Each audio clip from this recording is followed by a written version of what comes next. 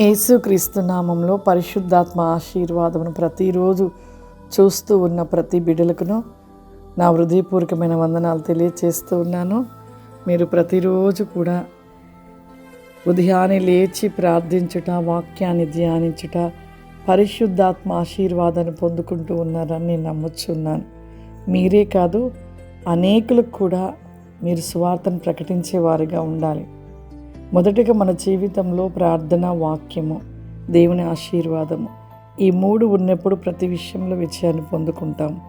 కాబట్టి మీరే కాదు, అనేకులకు కూడా మీరు తెలియపరిచి, ఇంకా నులివెచ్చిన జీవితాన్ని కలిగిన క్రైస్తవులుగా నులివెచ్చనగా ఉంటున్న ప్రతి ఒక్కరికి మరి తెలియపరిచి, ఆ సమయమున మీరు మెలకువ రాకపోయినా మరి రేయి మొదటి జామున ప్రార్థించుట, మరి వాక్యాన్ని ధ్యానించుట, పరిశుద్ధాత్మ ఆశీర్వాదం పొందుకొనుట, ఇది ఎప్పటికీ మర్చిపోవద్దు.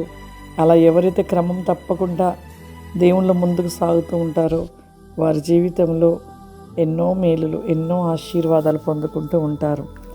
ఈరోజు పరిశుద్ధాత్మ దేవుడు మనకిస్తూ ఉన్న వాగ్దానము 1 యోహాను పత్రిక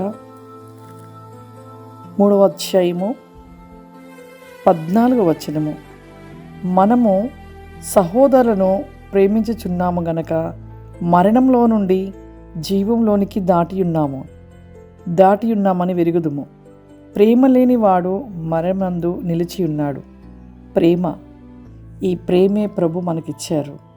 ఈ ప్రేమ విషయంలో చాలామంది ప్రేమ లేని వారిగా ఉంటూ ఉన్నారు. ప్రేమ చల్లార్చబడి ఉన్నది భూమి మీద. ద్వేషము ఏలుబాటు చేస్తూ ఉంది. ప్రేమ చల్లార్చబడ్డది. ప్రతి మనిషిలో కూడా ప్రేమ అనేది క్రీస్తు ప్రేమ మనం కలిగి ఉండాలి. ప్రేమ ఉన్న వారిలో దేవుడు ఉన్నాడు. ప్రేమ ఎవరిలో ఉంటుందో వారిలో క్రీస్తు ఉన్నాడు. ఎందుకంటే దేవుణ్ణి నమ్ముతున్నాం కానీ ప్రేమ లేని వారిగానే ఉంటూ ఉన్నాం. అందుకే అంటున్నాడు, ప్రేమ లేని వాడంట, మరి ఇక్కడ లేఖనంలో రాయబడినట్లుగా ప్రేమ లేని వాడు మరణం నందు నిలిచి ఉన్నాడంట. అదే మనం ప్రేమించుటలో ఉంటే జీవంలోనికి వెళ్తామంట. జీవమును కలిగి ఉంటాం. ఆ పరలోకానికి వారసులం అవుతాము. అంతేకాదు, జీవించడానికి దేవుడు అత్యధికమైన ఆయుష్తో మనని మరి నిలవబెడుతూ ఉంటాడు. కాబట్టి ఖచ్చితంగా ప్రేమను కలిగిన వారిగా మనం ఉండాలి. ప్రేమ లేకపోతే నిజంగా మరి మనము ఎంతగా పరిశుద్ధ గ్రంథం చదివి లేఖన ప్రకారము నడుస్తున్నామని చెప్పుకుంటారు, కానీ అసలు ప్రేమే లేకపోతే ఎన్ని వ్యర్థం అంటున్నాడు. ఎన్ని ఉన్నా ఏమున్నా ప్రేమ లేకపోతే వ్యర్థం. ఒక ఊర్లో కూడా ఇలాగ జరిగించబడ్డదంట. ఇది నిజంగా జరిగించబడ్డది. ఒక కుమారుడు మిలిటరీలో జాబ్ చేస్తున్నాడంట. ఆ మిలిటరీలో జాబ్ చేస్తున్నప్పుడు తనకి ఒక కన్ను, ఒక కాలు, ఒక చెయ్యి, ఆ యొక్క మరి ఆ మిలిటరీలో ఆ యుద్ధాలలో అతనికి ఈ మూడు కూడా కోల్పోయాడంట. కన్ను, ఒక చెయ్యి, ఒక కాలు. ఇంకా వాళ్ళ తల్లిదండ్రులకు ఏం చెప్పలేదంట. కానీ ఇంకా తనకి మిలిటరీ లో ఉంటున్న వారికి కొన్ని రోజులు హాలిడేస్ ఇస్తే వాళ్ళ అమ్మగారికి కాల్ చేశాడంట. చేసి ఇలా పోయినాయి అని చెప్పుకుంటా వాళ్ళ అమ్మకి చేసి చెప్పాడంట, అమ్మ నా స్నేహితుడు నేను వస్తున్నాము, మరి నా స్నేహితుడికి ఒక కాలు, ఒక కన్ను, ఒక చెయ్యి యుద్ధంలో పోయింది, అతను తీసుకొని వస్తున్నాను అన్నప్పుడు వాళ్ళమ్మ కొద్దిగా సందేహంగా మాట్లాడిందంట. ఎందుకు మన దగ్గరికి ఆ వికలాంగం తీసుకొస్తే ఎవరు చూస్తారు, మనం చూడడం కష్టము, అతన్ని ఏ విధంగా మనం ఉంచుకుంటాం ఇంట్లో, మన ఇంటికి వద్దు, తీసుకురాబాకు, వస్తే నువ్వు రా, కానీ అటువంటి వికలాంగులు అతన్ని తీసుకొని రా మాకు అనేసి తన తల్లి చెప్పిందంట. అప్పుడు తనకు చాలా బాధ అనిపించిందంట. తర్వాత ఒక 3 రోజులకి ఆ మిలిటరీ కార్ నుండి వీళ్ళ కాల్ వెళ్ళిందంట, ఫోన్ వెళ్ళినప్పుడు వీళ్ళు వెంటనే ఏం జరిగిందో అనేసి ఫోను మాట్లాడితే వారు చెప్పారంట, అర్జెంటుగా మీరు రెండమ్మా అని చెప్పినప్పుడు తల్లిదండ్రులు ఇద్దరు కూడా పరిగెట్టుకుంటూ వెళ్ళారంట. అక్కడికి వెళ్ళిన వెంటనే చూస్తే తన కొడుకు చనిపోయి ఉన్నాడు. తన కొడుకుకు ఒక కాలు లేదు, ఒక చెయ్యి లేదు, ఒక కన్ను లేదు. ఇంకా తల్లి ఎంత దుఃఖం పడిపోయిందంట.